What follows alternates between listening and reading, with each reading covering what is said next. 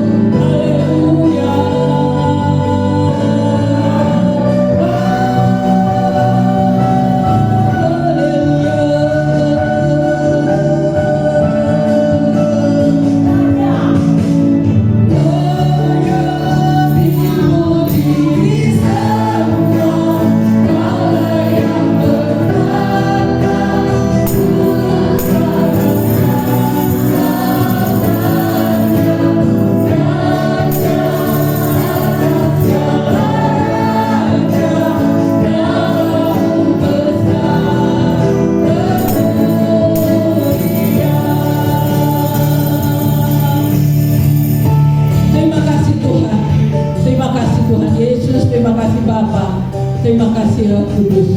Kalau pagi ini Tuhan sudah pimpin kami, Tuhan beri kami kekuatan, kesehatan, kasih karunia-Mu untuk kami boleh masuk di dalam hadirat Tuhan. Tuhan ampunilah kami, Tuhan kuduskanlah kami, supaya kami boleh memuji Engkau, kami boleh menyembah Engkau dengan pujian kami boleh meninggikan nama-Mu Tuhan, kami boleh bersorak bagi kemuliaan nama-Mu. Terima kasih Tuhan Yesus, urapi kami semua, Roh Kudus hadir di tengah-tengah kami, dan kami boleh memuliakan nama-Mu. Segala kuasa yang ingin mengacaukan fokus kami di dalam kami menyembah Engkau, di dalam kami memuji Engkau, kami patahkan kekuatannya di dalam nama Tuhan Yesus Kristus. Biar Roh Kudus beracara di dalam hati kami masing-masing pada hari ini. Terima kasih Tuhan.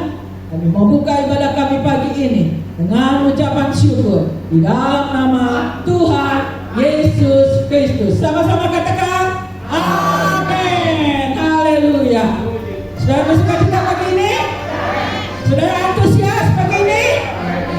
Saya mau katakan, kalau saya katakan antusias, saudara jawab yes, gitu ya. Yesnya yang mantap ya.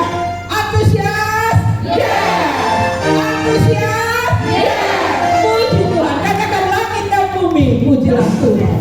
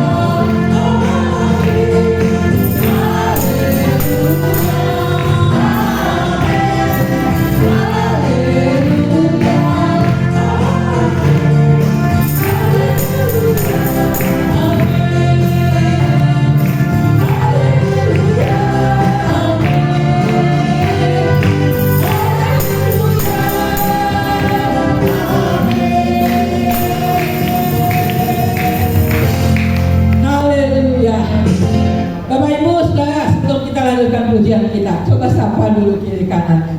Kalau udah nyapa lebih enak memuji Tuhannya ya. Katakan halo, selamat pagi, antusias, yes, ya. Puji Tuhan. Katakan tiada ragu lagi untuk mengikutmu Yesus. Yesus adalah sahabat kita, Dia penolong dalam hidup kita. Maka kita tidak ragu lagi untuk ikut Tuhan.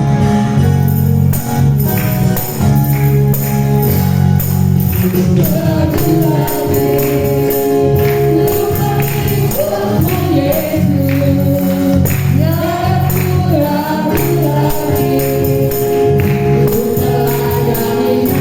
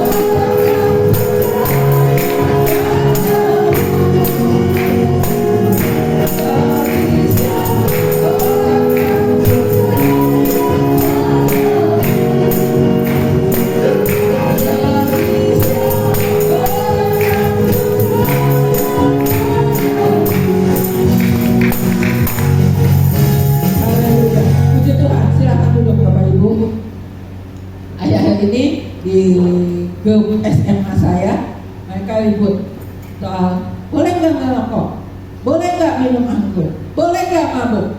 Yang satu jawab biasa-biasa aja ya. Ada yang jawab nggak boleh, nanti didepak dari surga. Saudara, istilah didepak sudah tahu ya, tendang ya. Saudara, ketika kita tidak melakukan firman Tuhan, maka kita akan ditendang dari surga ya. Karena itu saudara, kita mau terus lakukan firman Tuhan seperti renungan yang kita baca pagi ini. Kita lakukan firman Tuhan supaya ketika kita dipanggil Tuhan, ketika waktu kita habis di dunia, Tuhan bilang, masuklah engkau hambaku yang setiawan. Amin. Amin. Puji Tuhan, kita akan membawa persembahan untuk pekerjaan Tuhan. Tapi saya minta Ibu April untuk berdoa.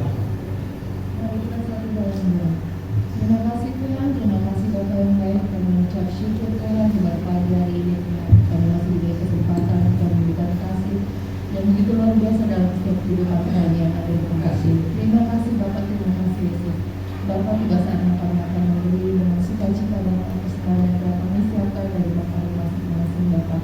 Dan berkata Tuhan Yesus, berkati Tuhan kami yang sudah memberi Tuhan Yesus dan pengucapan syukur Tuhan.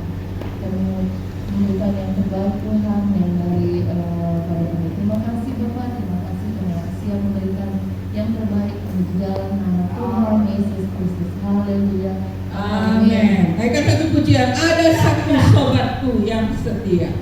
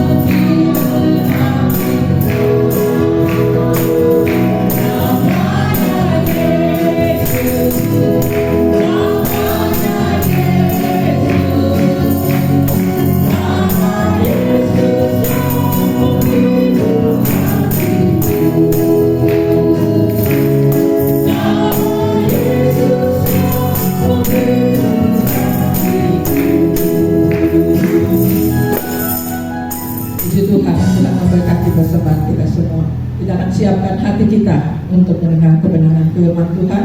Saya undang jemaat Tuhan bangkit berdiri. Katakan, tiada pernah kuragukan kasih setiamu Tuhan. Walau 1000 lebah di kiriku, selaksa lebah di kananku, Tuhanlah yang akan menjadi penolongku.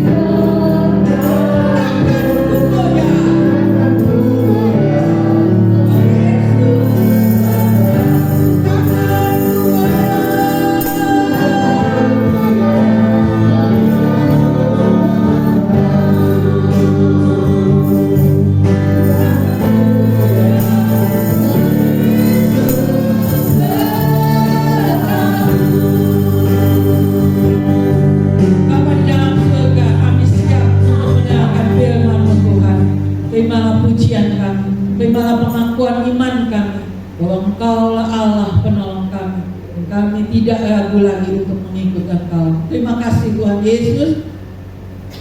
Berapi hamba-Mu Bapak Gembala yang akan menyampaikan firman-Mu Tuhan. Berapi kami semua, dan biarlah seantero ruangan ini hati kami semua dikuasai Roh Kudus, sehingga Tuhan kami pulang dengan kemenangan di dalam kehidupan kami. Terpujilah nama-Mu Tuhan. Dalam nama Tuhan Yesus Kristus kami mau menerima firman-Mu. Haleluya. Amin. Puji Tuhan. Silakan duduk dan saya silakan kepada Bapak. Antusias? Ya, 3 kali. Yes, yes, yes. Baru. Mantap antusiasnya. Antusias? Yes, yes, yes. Puji Tuhan. Pagi hari ini kita antusias meskipun diguyur hujan. Saya tahu jemaat akan datang ibadah. Puji Tuhan, kita boleh ada mengucap syukur, berterima kasih karena kebaikan Tuhan yang luar biasa. Kita sudah dapatkan belas kasihan dan pertolongan daripada Tuhan memasuki bulan yang ke-28 ya, dalam situasi pandemi COVID-19. Nah, saudara yang dikasih dalam Tuhan, ya, saya ketika memberi bantuan, menyampaikan bantuan jemaat, mengirim bantuan jemaat yaitu pakaian layak pakai ke Kampung Naraka yang ada di Oki, Sumatera Selatan. Malamnya saya tidur, saya bukan merinding, justru saya nggak bisa tidur karena sukacita. Saya pikir kenapa? Udah jam 2, saya kok girang amat hatinya. Ya, baru saya bisa istirahat jam 2. Kenapa? Ada sukacita. Ketika kita membantu, memberikan support kepada mereka yang ada di garis depan, kita diberikan Tuhan pertama sukacita. Memang kalau dipikir kasih uang, kasih barang, mestinya kita kehilangan. Ya, kenapa saya mesti kasih? Saya tidak butuh. Tapi ketika kita mempraktikkan firman Allah, maka yang kita dapatkan dari Tuhan pertama adalah sukacita, karena apa yang kita lakukan perintah Tuhan. Ya, itu adalah anjuran dan nasihat yang diberikan oleh Tuhan kepada kita orang percaya. Berilah maka kamu akan diberi. Lebih berkat memberi daripada menerima.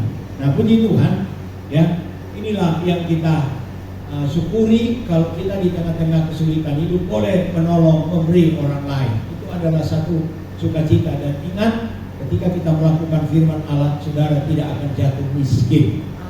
Saudara tidak akan kere, saudara tidak akan jadi gembel, saudara tidak akan kehabisan. Justru itulah yang akan membuat kita di tengah-tengah kesulitan yang kita akan alami nanti. Ya, belum sampai secupak gandum sedinar harganya, belum. Baru naik sedikit, ya. Harga-harga makanan naik 20%, 30%, ada yang 50%, ya. Minyak turun, yang lain naik. Dan ini akan berlomba-lomba lagi, akan naik pada hari-hari yang akan datang. Karena apa? Kesusahan di dunia makin hari makin sulit, bukan makin hari makin senang. Tapi kita bangga dan bersyukur Tuhan memberikan jaminan kepada kita, Dia akan menyertai kita sampai kesudahan Allah. Mari kita akan baca Alkitab kita dalam Yohanes 6 ayat 9 sampai 13. Injil Yohanes pasal 6. Kita berdiri semua, ya. Kita akan baca ayat-ayat ini bergantian. Injil Yohanes pasal 6 ayat 9 sampai 13. Ya, sudah didapat. Saya akan membaca ayatnya lebih dahulu dalam ayat yang ke-9 dan seterusnya saudara akan membaca sampai ayat 13. Demikian firman Tuhan. Yohanes 6 ayat 9. Di sini ada seorang anak yang mempunyai 5 roti jelai dan 2 ikan. Tetapi apakah artinya ini untuk orang sebanyak ini?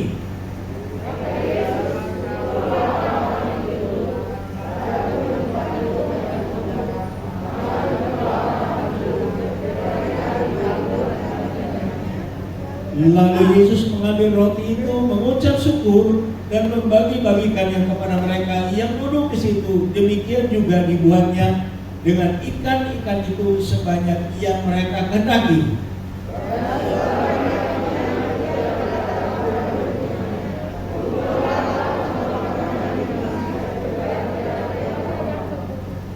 Kita baca ayat 13 sama-sama, 2-3.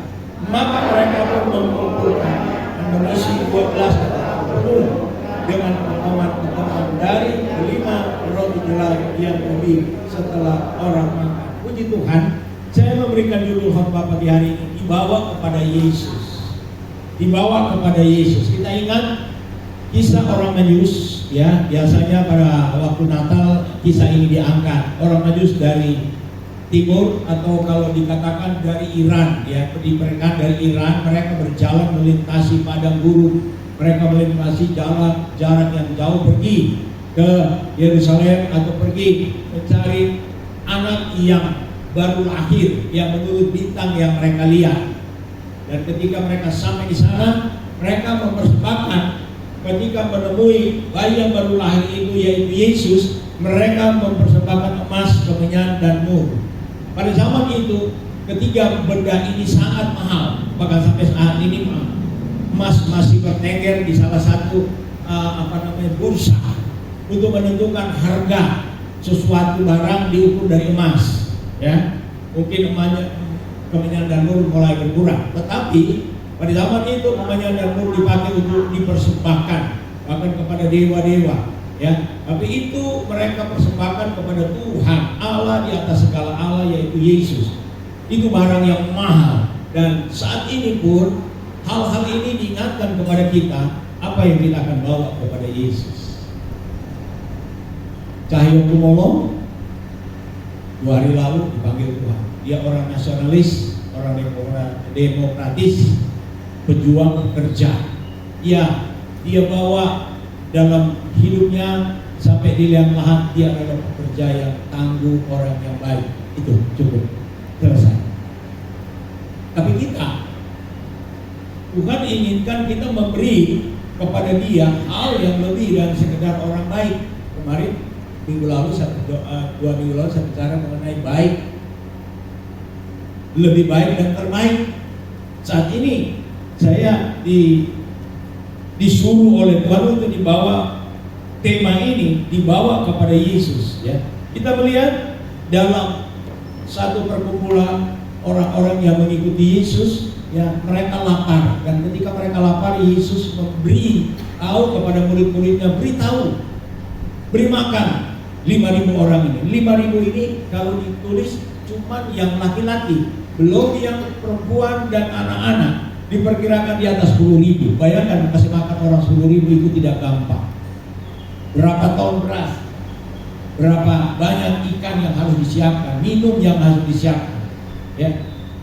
Saya melihat luar biasa ketika murid-murid beritahu ini cuma ada 2 ekor ikan dan 5 ketol roti. Itu tidak masuk akal untuk dimakan oleh 5.000 orang. Tetapi ketika mereka bawa ikan dan roti yang sedikit ini, maka di tangan Tuhan itu ada mujizat, ada ucapan syukur. Kita baca di situ, maka dari yang kecil, dari yang sedikit menjadi banyak, bahkan surplus, isi 12 bakul roti yang tersisa. Karena apa? Dibawa kepada Yesus. Saudara, hari-hari yang akan kita lalui nanti adalah kesulitan yang besar. Kita akan berebut makanan seperti yang kita lihat saat ini. Presiden kita, dia berangkat ke Ukraina dan Rusia. Apa yang dia bicarakan? Bicara mengenai kelaparan dunia. Kalau kamu tetap berperang, biji-bijian gandum yang ada di Ukraina, yang ada di Rusia tidak bisa keluar ke negara lain, dan negara-negara yang ada di Afrika, sebagian negara Asia akan mati kelaparan. Sedangkan kamu sibuk perang. Itu himbauan dari presiden kita, itu tepat. Kalau negara-negara berat, wah sikat saja Rusia, habisi dia. Tapi presiden kita pergi dengan satu usulan yang baik, karena masalah kelaparan, masalah perut itu adalah satu hal yang sangat penting untuk kehidupan manusia. Nah ini yang dibawa oleh presiden kita. Kita berdoa, ada di pokok doa bulan ini, berdoa supaya saran usul apa yang disampaikan oleh Jokowi kepada Presiden Ukraina dan Presiden Rusia didengar dan ditindaklanjuti. Karena apa? Saat ini pun kita sudah rasakan. Berapa bulan lalu Pak Jokowi, Presiden kita bilang karena pertempuran ini akan membuat suplai makanan, suplai bahan-bahan makanan akan terganggu dan akan membuat kenaikan. Dan sekarang kita sudah mulai alami. Ya, kita sudah mulai alami. Nah kita melihat di sini roti dan ikan bicara makanan. Mungkin saja di hari-hari ini ada di antara saudara sudah mulai merasakan ini makanan saya persediaan saya mulai berkurang. Pemasukan tidak cukup dengan pengeluaran. Karena apa? Harga bahan-bahan pokok, bahan makanan naik. Kemana kita mau cari pertolongan? Perusahaan di mana saudara bekerja tidak naikkan gaji, bahkan turunkan gaji, bahkan mau PHK. Kita mau lari kemana? Perdagangan sulit. Orang mau belanja, uangnya nggak ada, hanya menunggu subsidi. Sedangkan subsidi dari pemerintah makin hari makin berkurang karena kas negara kita makin hari terkuras karena pandemi. Nah, firman Tuhan tidak terlambat. Dia memberitahu kepada kita, bawa kepada Tuhan. Ya, dalam setiap hari ketika saudara menikmati sesuatu, saya beritahu kepada pekerja-pekerja, puji Tuhan kalian, Tuhan tolong tidak ada kekurangan makan, ya. Tetapi jangan sembarangan dengan makanan yang ada. Makan cukup, jangan ada yang dibuang. Ya. Karena apa? Ada orang di luar sana kelaparan, tidak ada makanan. Kamu di sini main buang makanan. Dan menurut catatan dunia ada sekian triliun, kalau nggak salah ada 27 atau 7 triliun, 2-7 triliun makanan yang dibuang setiap tahun di seluruh dunia. Ya, karena nggak dikonsumsi, cuma dimakan, dibuang. Padahal sekarang dunia dalam keadaan lapar. Nah ini akan meningkat. Tapi saya bersyukur firman Tuhan sudah datang dan mengingatkan kita. Siapapun saudara, ingat bahwa kesulitan akan datang. Tetapi apapun yang kita akan hadapi sebentar, ketika saudara makan, hal yang simpel yang saya hanya ingatkan, jangan lupa berdoa. Kalau tuh memang masih satu saat saudara akan makan hanya sedikit, ucapan syukur, terima kasih Tuhan, kami boleh menikmati makanan mungkin hanya dengan ikan asin. Tapi itu akan membuat perut Anda kenyang, akan membuat stamina Anda tetap kuat. Karena apa? Ada ucapan syukur.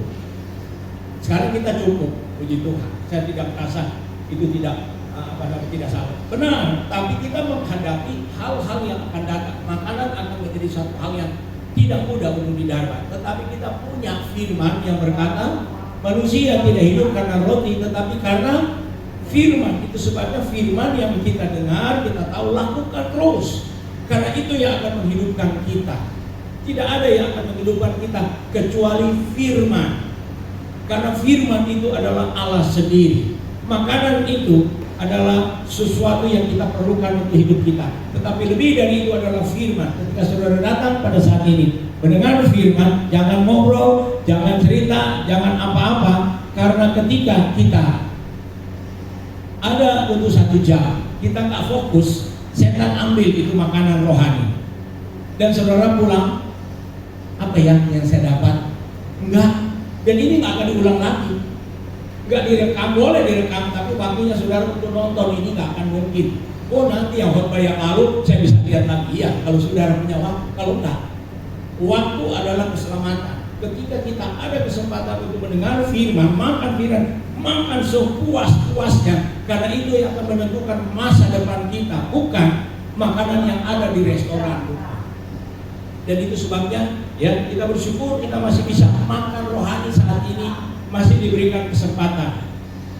Kalau lihat beberapa yang lalu kita begitu sulit, rasanya nggak bisa ibadat lagi, rasanya. Tapi kita bersyukur Tuhan Yesus tidak biarkan tinggalkan kita. Sebabnya jaga makanan rohani kita, ya makanan yang Tuhan berikan kepada kita tiap hari jangan lupa disertai dengan ucapan syukur dan doa. Ya, supaya mendatangkan vitamin, mendatangkan energi, mendatangkan kekuatan. Kalau kita tidak sertai dengan doa, kita cuma seperti makan ampas lewat. Ini yang kita lihat di dalam perikom ini, kita bicara bahwa orang Yesus memberi makan 5.000 orang dengan 2 ekor ikan 5 ekor roti. Ada apa di sana? Ada ucapan syukur. Ya. ada doa di sana, ya, ada iman. Ya, 2 ekor ikan ini akan menjadi banyak dan ternyata ada sisa 12 paku. Yang berikut kita lihat, ya. Kita baca Matius 25 ayat 15 sampai 18. Matius pasal 25, ya. Kita baca. Pria baca ayat ini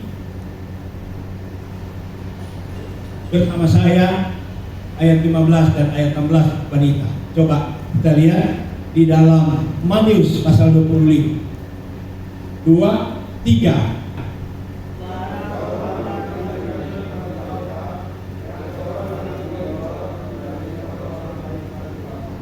Masing-masing menurut kesanggupannya, lalu ia berangkat. Wanita ayat 16, 2, 3.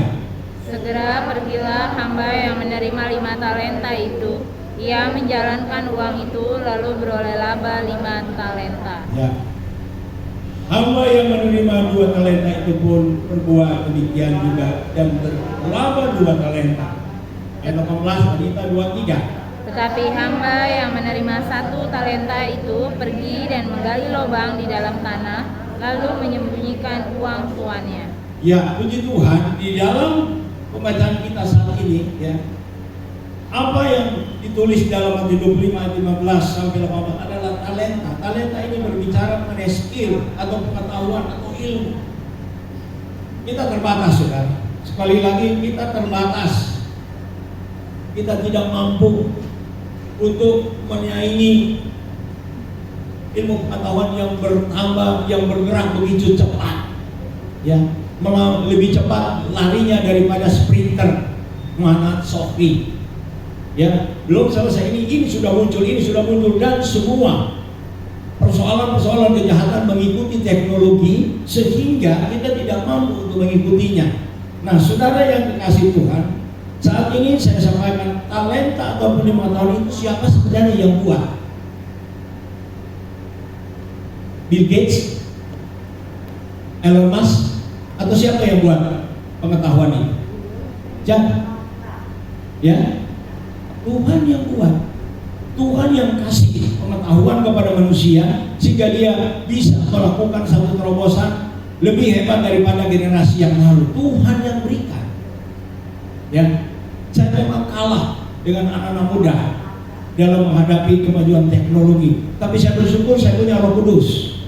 Sebelum dia tahu, saya sudah beritahu oleh Tuhan apa yang akan Tuhan lakukan. Nah, itu lebih hebat.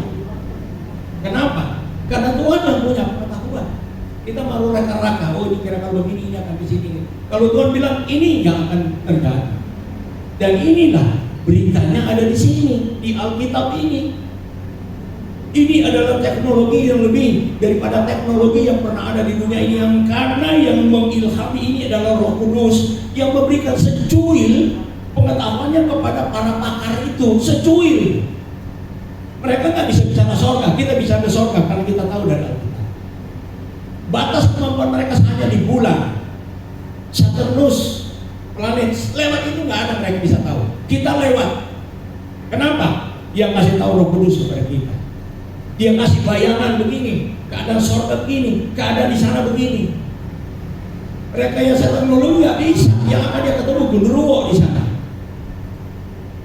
Tapi Roh Kudus dia akan memberikan pengetahuan dan hikmat. Itu sebabnya saya beritahu kepada jemaat, lengkapi hidup kita dengan Roh Kudus, karena Roh Kudus itu yang mempunyai pengetahuan dan hikmat melampaui alam semesta ini, ruang dan waktu. Ya. Yesaya bisa melihat keadaan akhir zaman dari mana? Dia dapat dari Roh Kudus. Bukan Yesaya, Daniel. Dan benar juga Daniel. Ya. Nubuatan-nubuatan mengenai kelahiran Yesus, Yesaya juga sudah sampaikan akan lahir seorang putra, ya, di Bethlehem. Sudah. Siapa yang kasih tahu? Belum ada teknologi, tapi dia sudah tahu dan sekarang kita alami betul 2000 tahun yang lalu lahir. Dari mana dia tahu? Karena Roh Allah yang memimpin. Nah, kita akan menembus ruang dan waktu. Siapa yang akan menolong kita? Teknologi tidak akan mampu untuk menolong kita melewati ruang dan waktu atau hal-hal yang akan terjadi nanti. Tetapi Roh Kudus mampu untuk menolong kita. Itu sebabnya talenta pengetahuan kita harus Kita minta pimpinan Roh Kudus, karena kalau kita tidak dikendalikan oleh Roh Kudus, maka pengetahuan dan ilmu kita akan melenceng, akan salah arah, dan akan membuat kita hancur. Contoh kita lihat bagaimana binomo, bagaimana TikTok, bagaimana sekarang penipuan-penipuan yang ada di ruang angkasa. Mengerikan. Ya, teknologi sebenarnya itu untuk menolong manusia, tapi ini menghancurkan manusia.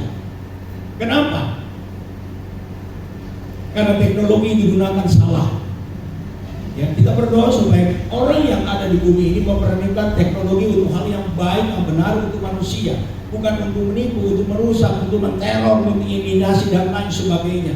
Ya, di mana kita bisa dapatkan itu? Ketika kita bawa kemampuan kita, ya, talenta kita, pengetahuan kita, yang mungkin tidak mumpuni, artinya tidak sama dengan mereka yang punya kemampuan ini di luar. Kita bawa kepada Yesus, maka saudara dan saya akan mampu menyaingi mereka menghadapi dunia hari-hari ini. Anak-anak muda, belajar. Jangan bodoh belajar. Rebut pengetahuan sebanyak-banyaknya. Nah, ketika kita dapat, ya, bagian kita lakukan, kekurangan Tuhan akan limpahkan kepada kita. Ya. Kenapa? Kita melihat Alkitab. Ya. Nabi-nabi pada zaman dahulu mereka bukan orang-orang yang hebat amat, bukan. Tapi Tuhan kasih mereka pengetahuan. Bahkan pada zaman itu Tuhan kasih mereka pengetahuan lebih hebat. Kalau kita lihat Daniel, Sadrak, Abednego, mereka diberikan pengetahuan oleh Tuhan kepada mereka 10 kali lipat. Ya, Daniel 1 ayat 21, 10 kali lipat. Pengetahuan yang diberikan kepada Daniel, Sadrak, Mesak, dan Abednego melampaui orang Kasdim. Orang Kasdim orang-orang terpintar pada zaman itu. Sampai mereka gagap-gagap untuk menerka mimpi. Tetapi Daniel dengan mudah saja dia datang, dia berdoa minta hikmat dari Tuhan. Tuhan kasih tahu ini mimpinya, ini artinya gini. Orang Kasdim nggak bisa. Justru Daniel, Sadrak, Mesak, Abednego karena pengetahuan yang diberikan Roh Kudus bisa menolong nyawa para Kasdim ini. Kalau tidak, Raja bilang kalau tidak bisa diungkapkan rahasia ini, maka orang Kasdim dibantai semua, termasuk Daniel, Sadrak, Mesak, dan Abednego. Di atas kematian ada pengetahuan yang akan Tuhan berikan untuk menolong manusia. Siapa dia? Ketika kita berikan apa yang kita punya, Tuhan tolong saya cuma ada ini, tolong supaya saya boleh membagikan kepada orang lain. Jangan pakai ilmu untuk Anda sendiri, bagikan. Dan orang-orang muda, Anda punya pengetahuan, bagi untuk gereja lokal, bagi untuk orang lain. Anda ada di bidang apa saja, studi ada, gunakan. Jangan makan sendiri, jangan pakai sendiri. Karena kekuatan yang Tuhan berikan kepada saudara terbatas. Tapi ketika kita memberi, maka kekuatan itu berlipat ganda terjadi dalam hidup ini. Ya. Nah, saudara yang kasih dalam Tuhan, Roh Kudus, ya, menjadikan hamba-hamba Tuhan. Sekali lagi, ya, Roh Kudus menjadikan hamba-hamba Tuhan di atas gelar yang paling tinggi yang ada di dalam pengetahuan itu, profesor yang diberikan guru besar atau doktor S3, S2, ya, master dan seterusnya. Tetapi ketika itu muncul untuk dilihat, ditulis, profesor itu akan dibawa, ditulis lebih dulu apa? Pendeta baru profesor doktor, bukan profesor doktor baru pendeta, tidak. Berarti hamba Tuhan, orang yang berjalan atas pimpinan Roh Allah, dia punya kemampuan lebih prima daripada seorang profesor berapa digit. Kenapa? Pengetahuan dari Tuhan. Ya. Nah, ini kita harus lihat bahwa ketika hal yang sedikit kita bawa kepada Tuhan, maka hal yang sedikit itu akan menjadi besar, menjadi banyak dan mengagumkan untuk orang lain, bukan untuk sendiri. Seringkali kalau kita punya sesuatu yang hebat dalam dunia, hanya untuk kita, tidak boleh yang lain. Tetapi kalau Tuhan beri bagi kita makanan, kita disuruh bagi. Kalau Tuhan beri bagi kita pengetahuan, kita bagi. Kalau Tuhan berikan kita sesuatu yang hebat, kita harus bagi. Karena itu prinsip Alkitab. Memberi lebih berkat daripada menerima, membagikan. Nah, itu sebabnya saya katakan saya senang sekali ketika bantuan dari jemaat pergi. Saya bilang, apa sih saya rasa ini? Kok sukacita?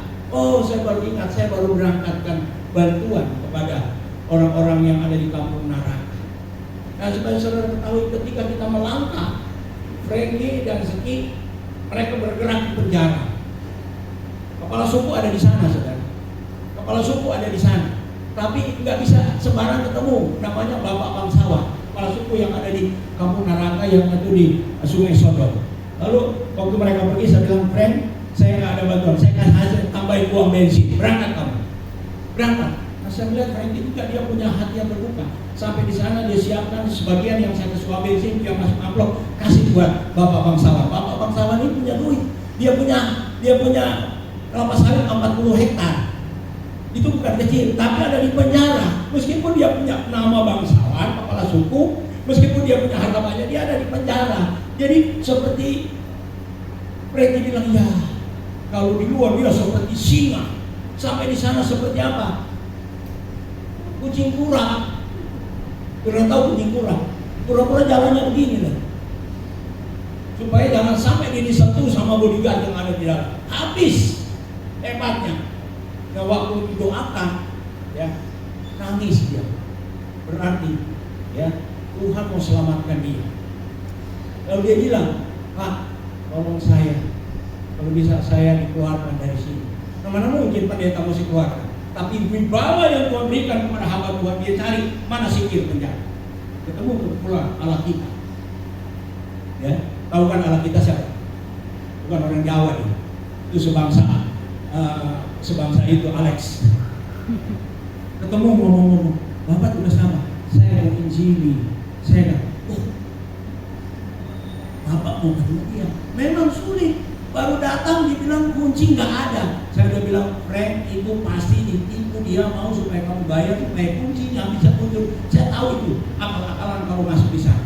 Kamu mesti tunggu berjam-jam daripada tunggu berjam-jam. Udah dapat, nanti saya atur lagi. Nah, begitu. Tapi Tuhan kasih hikmat. Inilah saya bilang hikmat lebih daripada pengetahuan dulu. Ya, Tuhan kasih hikmat, cari di sini, pasti di sini ada orang Batak.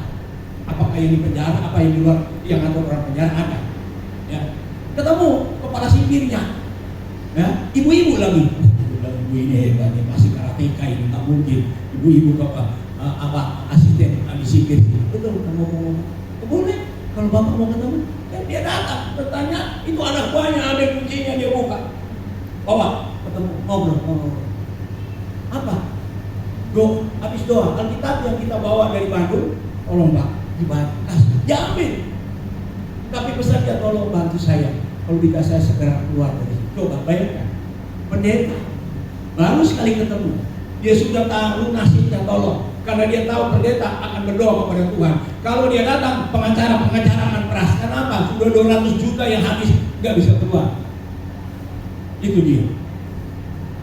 Ya. Dan ibunya bilang begini, kalau dia melakukan baik, memang saya bilang kalau dia melakukan baik ada kesempatan. Kalau dia melakukan baik, dia akan bisa diproses, ada garasi, ada remisi. Dan kembali tanya, Bu, ini bagus Pak, Tuhan, bagus dia. Kita akan bantu dari dalam, dia akan bantu. Nggak pakai macam-macam. Ini sudah 200 juta yang habis, ini cuma pendeta yang bilang, tolong bantu dia. Kasus dia memang kepala suku, tapi dia bukan terlibat pembunuhan. Dia mau jemput anaknya yang ada di kebun sawit, ya. Tapi waktu dia berangkat, mobilnya ketangkap di situ ada benda tajam. Dan memang di daerah sana orang keluar sudah ada badiknya, ada semua itu sudah biasa. Tapi ya memang begitulah, pasti geledah sama brimob, dia ketahuan ada bawa senjata tajam di mobil, langsung ditangkap, langsung dibawa, diproses, masuk ke penjara. Jadi dia nggak bunuh orang, lah. Ya memang kalau lihat dia komandan kepala suku, ya kalau saudara baca di situ ya tentu yang lalu, tapi dia nggak punya bukti. Nah itulah pengetahuan manusia terbatas. Dan saya bilang, Frankie, saya atur dari sini. Ketika keluar, kamu bikin ucapan syukur. Gimana? Ya di mobil. Nanti kalau sampai di kampungnya, undang rakyat yang ada di sana, ucapan syukur, lalu bagi-bagi itu pakaian-pakaian layak pakai. Bahwa kami peduli bukan hanya untuk kepala suku, tapi rakyat-rakyat yang kecil. Ibu-ibunya yang ada di terima kasih Pak, kami diperhatikan. Gak ada yang perhatikan kami. Ya, inilah saya. Apa yang kita bawa? Yang dia bawa itu nyawa. Frankie masuk ke sana bawa apa sih? Bawa nyawa. Dia yang punya kesaksian yang lalu tengah malam dia kehabisan bensin, dia mau dibunuh. Kalau mereka nggak dapat kelapa sawit curian, itu orang-orang di kampung itu dibantai mereka. Ambil motornya, ambil HP-nya, dihabisin tengah hutan tengah malam, siapa yang tahu? Tinggal lempar aja di jurang selesai. Tapi bagi Tuhan Saya katakan ketika mereka bawa nyawa, yang mereka bawa nyawa untuk sama untuk Kristus, maka mereka dapatkan kembali. Sebabnya kalau saudara, Tuhan masih izinkan kita hidup, ya. Jangan berpikir itu saya terus. Nyawa pun Tuhan bilang, siapa yang kehilangan nyawa karena aku, maka dia akan mendapatkan nyawa. Yang berikut kita lihat, ini sudah habis waktu saya. Hidup masa depan ini, Markus 10 ayat 28. Markus 10 ayat 28, 30 tepat aja. Berkatalah Petrus kepada Yesus, kami ini telah meninggalkan segala sesuatu dan mengikut Engkau.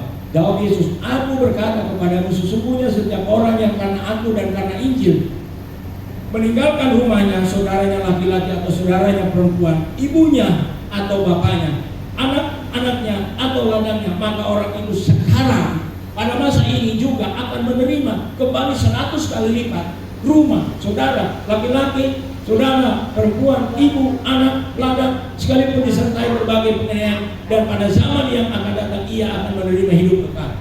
Saya boleh katakan saya sudah dapat. Saya tinggalkan pekerjaan saya tinggalkan keluarga saya tinggalkan aktivitas saya. Saya ada dalam pelayanan, sekarang saya banyak saudara. Ini ada saudara sini, ada Pak Nedi di sini, ada Pak William di sini, banyak saudara saya. Dulu kalau cuma saya cuma ada anak, istri dan saudara perempuan. Sekarang banyak, saya punya saudara. Itu Alkitab.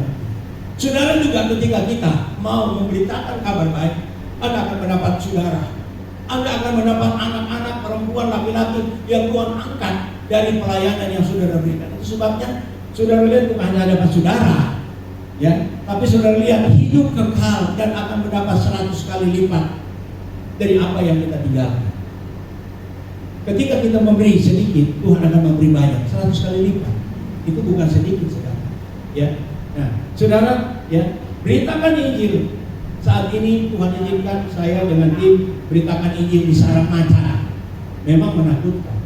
Mereka bilang siapa yang jamin? Memang nggak ada yang jamin. Tapi saya berdasar firman, saya mau memberi hidup ini. Ya, saya mau memberi hidup ini. Ketika berangkat tidak ada yang jamin organisasi, apalagi organisasi. Polisi tentara nggak bisa jamin, apalagi organisasi. Tapi Tuhan menjamin saya masih hidup. Dan itu sebabnya, saudara, apa yang kita punya kita mulai belajar memberi, bagikan. Karena apa? Dengan kita membagikan seperti ini, Yesus membagikan tubuhnya yang sudah dihancurkan. Itu apa? Untuk keselamatanmu, untuk kesehatanmu, untuk pertolonganmu ini. Sebagai peringatan kematian Yesus, kita bagi-bagikan tubuhnya. Ya. Yesus, dia sudah lakukan bagiannya. Dia harus ingatkan sama kita, jangan lupa peringati kematian. Peringati kematianku karena kematianku berharga bagi kamu. Dan ketika kita memperhatikan perjalanan Tuhan ini, maka saudara akan melihat dampak. 28 bulan kita sudah ditolong Tuhan. Mau atau tidak mau, suka atau tidak suka, kita sudah harus katakan Ebenezer. Menurut catatan Jakarta saat ini mulai dari 2 bulan lalu, penularan COVID naik 620%. 620%. Inggris 500%. Australia 300%. Tertinggi di Indonesia, di dunia ada di Jakarta. Penularan kembali COVID. Saya tidak takut ini. Saya baru doakan kemarin seorang ibu. Kenapa? Suami saya masuk rumah sakit. Kenapa? Sakit apa? Demam berdarah. Ternyata demam berdarah menghantam Jakarta saat ini. Kita mau lari kemana? Mau lari kepada BPJS, mau lari kepada dokter, mau lari ke rumah sakit, mereka juga tidak bisa menolong. Tapi lari kepada Tuhan. Ya. Lakukan apa yang kita tahu kita lakukan. Ya. Berikan kepada Tuhan apa yang kita bisa berikan. Jangan ketika saudara nggak tahu, jangan saudara paksa. Tapi ketika saudara sudah tahu, ini yang saya harus berikan kepada Tuhan apa? Pikiran, kata-kata, perasaan kita, apa kita, harta kita, apa yang kita dapat, kita bagikan ke Tuhan. Tuhan nggak rampas kok, enggak. Tuhan tahu kemampuan kita. Dia cuma mau lihat apakah ada ucapan syukur. Memang kalau 2 ekor ikan 5 ekor ikan, 1 orang makan itu sekali makan habis. Ini mau makan 5.000 orang, itu nggak masuk di akal. Tetapi bagi Tuhan tidak ada yang mustahil.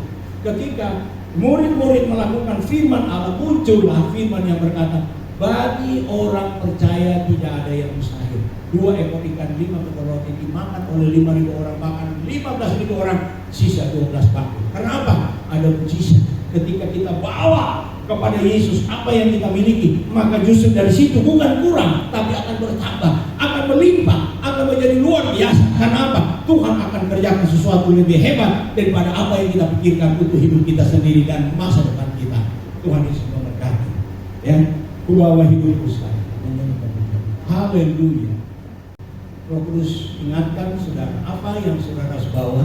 Saya tidak mendetail, tapi saudara tentu ingatkan apa yang kita harus bawa. Waktumu, tenagamu, pikiranmu, perasaanmu, ya, bawa kepada Yesus. Karena seringkali hal-hal ini kalau kita tidak bawa kepada Yesus, membuat kita galau, membuat kita stres, depresi. Tapi ketika kita bawa kepada Tuhan, mungkin kecil sudah bilang tidak ada arti, bagi Tuhan tidak nilai, tapi ketaatan kita terhadap firman itu yang Dia akan perhatikan. Tempat kudus-Mu Tuhan, di Mesra-Mu ku serahkan seluruh hidupku. Penuhi hatiku sekarang.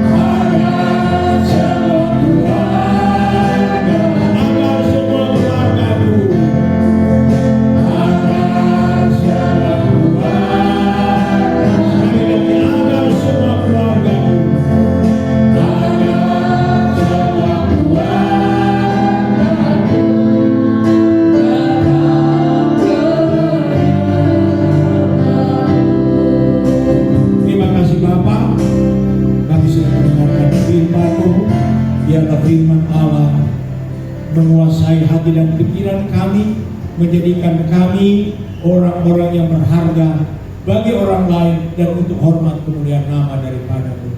Apa yang Tuhan berikan kepada kami, meskipun kurang, meskipun sedikit, meskipun tidak banyak, tetapi kami ingin persembahkan kepada-Mu supaya hidup kami, makanan kami akan diberkati, talenta-talenta kami akan diberkati oleh Tuhan, karena kemampuan dunia ini makin canggih. Kami tidak bisa mengikutinya, tetapi Roh Kudus akan menolong kami untuk melampaui mereka. Juga Tuhan tolong kami supaya masa depan kami akan cerah, masa depan yang pasti, bukan mudah-mudahan. Ini doa kami Tuhan, umat-umat-Mu, supaya mereka mempraktikkan firman Allah yang mereka sudah dengar, mereka sudah tahu, yang mereka sudah diajarkan selama ini. Dalam nama Yesus Kristus kami sudah berdoa dan kami mengucap syukur. Haleluya. Semua yang percaya katakan amin. Puji Tuhan. Silakan duduk. Kita akan masuk dalam perjamuan Tuhan. Sebab apa yang telah kuteruskan kepadamu telah kuterima dari Tuhan, yaitu bahwa Tuhan Yesus pada malam waktu yang diserahkan mengambil roti, ia mengucap syukur atasnya. Ia mengucap-ucapkannya dan berkata, inilah tubuhku yang diserahkan bagi kamu. Perbuatlah ini menjadi peringatan akan aku.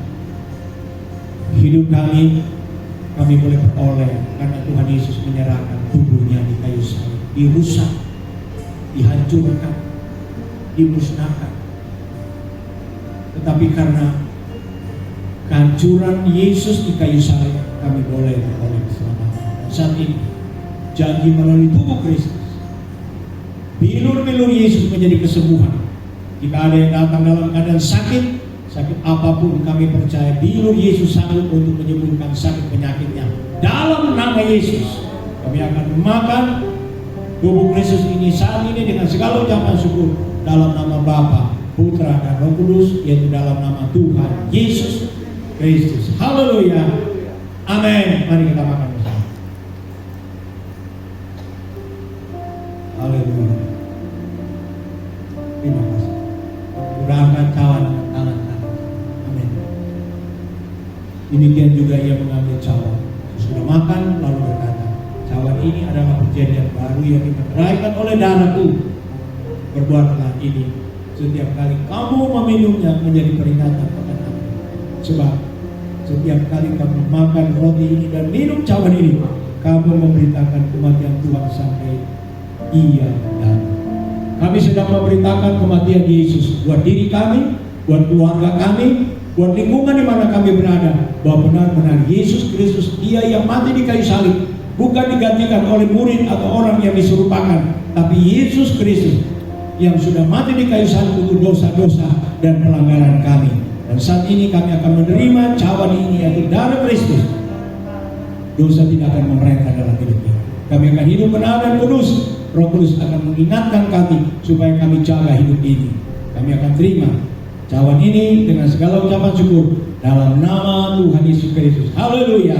Semua yang percaya katakan amin. Mari kita minum. Terima kasih Tuhan. Terima kasih Bapa.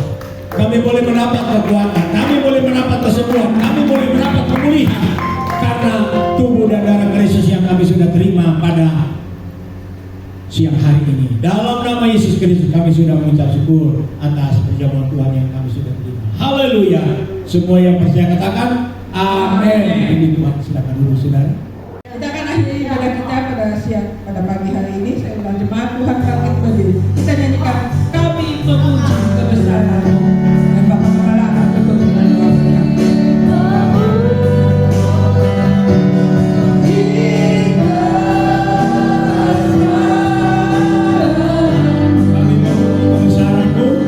Kami sembahin Tuhan Yesus.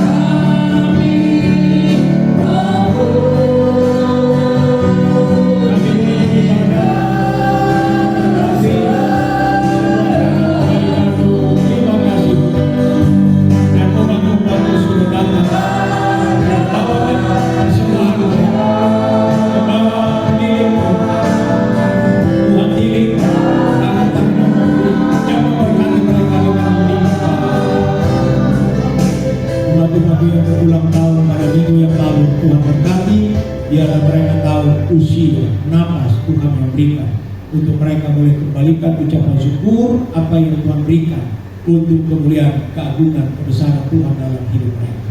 Berkati lingkungan masyarakat di mana kami ada Tuhan. Berkati bangsa Indonesia. Tolong Kota Jakarta supaya COVID-19 tidak lagi akan kembali menguasai Kota Jakarta pada hari-hari yang akan. Kami ada di sini, kami berdoa untuk kesehatan Kota Jakarta, kesehatan warga Kota Jakarta, dan juga keamanan Kota Jakarta. Amin. Ini doa kami. Terima kasih Tuhan, segala puji hormat, kemuliaan hanya bagi-Mu. Nama Tuhan juga yang kami puji-puji dan muliakan. Saat ini, kekasih-kekasihku pulang lagi dengan damai sejahtera dengan berkat Allah Bapa dalam surga, kasih sayang dalam Tuhan Yesus Kristus, persekutuan Roh Kudus tinggal menyertai kita sekalian mulai saat ini sampai Maranatha, Tuhan Yesus datang pada kali yang kedua. Haleluya.